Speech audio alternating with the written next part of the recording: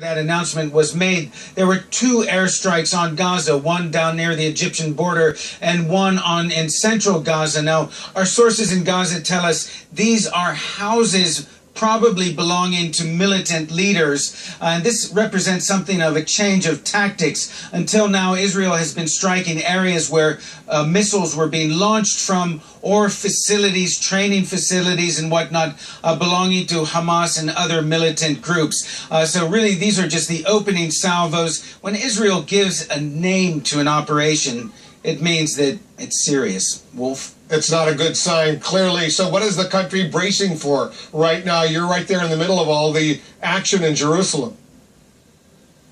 Well, we understand that all schools and universities near Gaza in southern Israel have been ordered to be closed. The ambulance services are now on a 3 out of 4 alert level, which means that 75% of the ambulances are ready to go in case they're needed. All of Israel's Iron Dome batteries for anti-missiles are up and working and ready to go. They've been in action this evening. So Israel, at least the southern part of the country, is definitely on a war footing. The situation in Gaza, very tense. Ben, as you know, the American teenager who was beaten by the Israeli police, he's been released. He's out on bail, but he remains under house arrest. Is that right? That's correct. He's moved to an adjacent neighborhood of Beit Hanina. Now, his family had to pay a 3,000 shekel fine. That's about $900. Now, we understood from the family that the family was planning to return to the United States in the middle of the month. His house arrest is for 9 days beginning yesterday, so he may be able, if not charged by the Israeli police, to return to the United States in the middle of July. Wolf? His cousin, as you know, he was murdered by what Israeli police now believe to be a reprisal killing by Israeli Jews, and officials in Israel, they've arrested some suspects. They say the teen was likely burned alive. Is that right?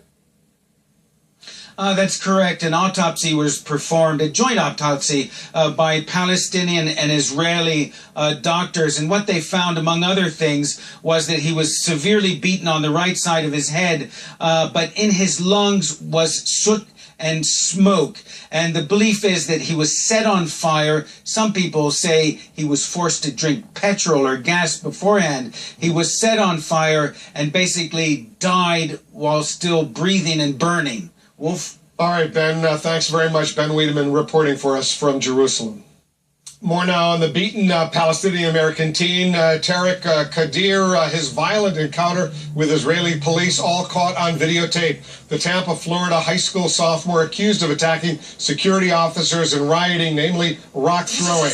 Our senior White House officials, I should say, telling us they were shocked by these scenes. And late today on the lead, Jake Tapper asked Prime Minister Netanyahu's spokesman about it.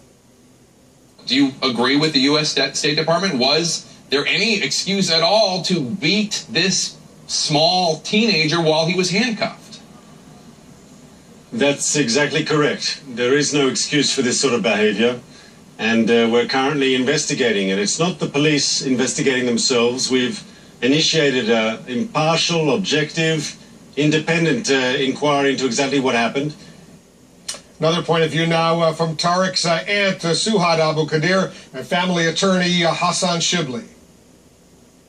Suhad, I know this must be a very, very tough time for you and your family, what you're going through, and I know your nephew Tarek continues on house arrest right now in a separate neighborhood not far from his parents. He's been able to see and spend time with his family, which obviously is good. What more can you tell us about his physical condition? Are you confident he's safe right now? No, absolutely not. And as far as his physical condition, I'm still so scared, because if you look at his pictures, the swelling, the bruising, and everybody knows after a concussion, it could take up to 2 months before we see any real injuries arise after this concussion. I mean, several blows to the head, just like that. If you notice on the video, the last blow, he was already limp when they hit him in the head, that last blow. And that really, really worried me for knowing that this wasn't just to try to detain him and arrest him. This was trying to inflict lifelong injury. It was trying to even possibly murder him. Little did they know he was a U.S. citizen. Suha, do you know if he's been to a hospital? Has he seen doctors? Has he received medical attention? Because if he is suffering from the kind of injuries you're describing, a concussion, he needs to see some doctors. I wish he got the appropriate medical care. As far as we know now, as soon as they took him in his unconscious state, they put him in jail, and we had a lawyer immediately on the case. As soon as they found out he was a U.S. citizen, they finally took him to the hospital. If he wasn't a U.S. citizen, he would have died in jail, and we would have never heard about this, just like several other Palestinian children every single day. Nothing justifies this kind of beating, especially when a 15-year-old has his hands tied behind his back. I'm sure both of you have seen some of the comments from Israelis that Tarek may have not necessarily been an innocent bystander, may have been participating, throwing petrol bombs, Molotov cocktails. Does that sound like anything that Tarek would do? Absolutely not. He is a nonviolent, regular, rounded American teenager who, like we said, listens to hip-hop music. He's never even been bullied or a bully before. He's never been exposed to any kind of violence in our home, in his school, in America. So for him to take a trip into a country with no diplomacy and be brutally beaten like that, he's definitely been gangbanged. So